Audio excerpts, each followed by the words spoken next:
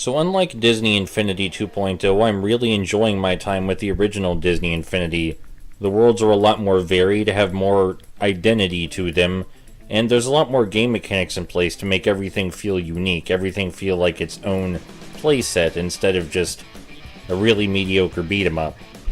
But some of the playsets aren't as good as others, and that brings us to the car playset. It's very difficult not to draw comparisons between the Disney Infinity Cars playset and Mater National. They both have incredibly similar storylines and an incredibly similar game structure. They're both open world driving games where you drive around competing in minigames and various other events, and it culminates in an invitational international tournament that takes place in Radiator Springs. There are so many similarities between the Cars playset and Cars Mater National that I question whether it's a coincidence. And if it's not a coincidence, that's no good, because comparing this game to Cars Mater National does not do it any favors. While the world in Cars Mater National may not have been graphically impressive by any standards, it had quite a bit of atmosphere, a realistic day-night cycle, and some very pleasant music to listen to as you drive around. The environments in Cars Mater National, of which there were 3, also came with their own challenges and really unique raceways. The Cars playset, on the other hand, only has 1 environment and 1 raceway. And if the fact that there are only 3 races and 1 raceway to participate in wasn't depressing enough, all of the side missions are just collect objects littered across the desert missions. I'm not going to say that the minigames in Cars Mater National were outstanding, but they were creative and went a long way to adding variety to a fairly straightforward driving game. Mater National even had a cute cops and robbers chase minigame where you had to lose the tail by swerving through a course until you reached the exit. Sure, it was a lot easier than the driver games, and it wasn't nearly as involved as driving games oriented toward adults, but it was nice. It was a nice introduction to that sort of thing for kids, and it was enjoyable. But in the Cars playset in Disney Infinity, the side missions basically just boiled down to finding stuff with different paint slapped on every now and again. That's mostly what you do in this game.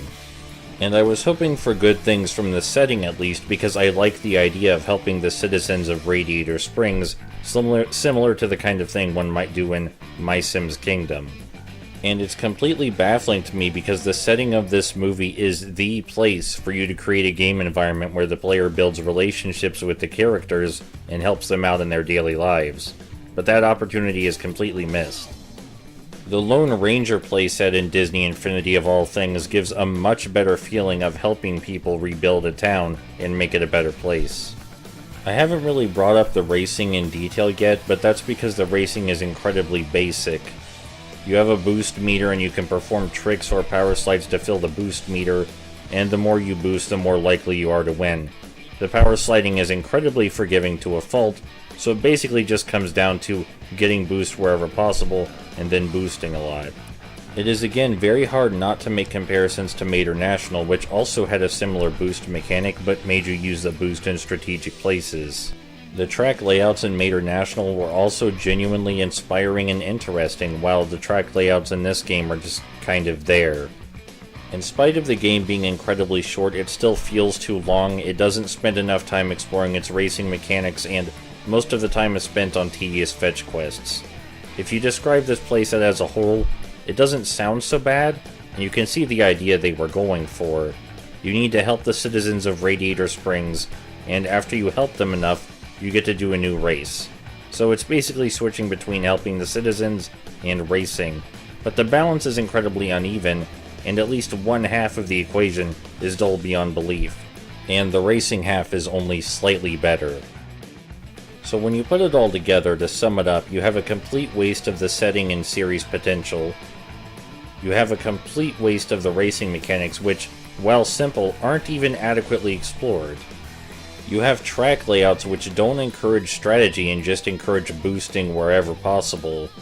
And the playset as a whole feels like a ripoff, a skeleton of a much better Cars game that came before it. A much more full-fledged game. So no, I don't think the Cars playset is particularly good, which is a shame considering how much I like the other Disney Infinity 1.0 playsets. But I guess they can't all be good.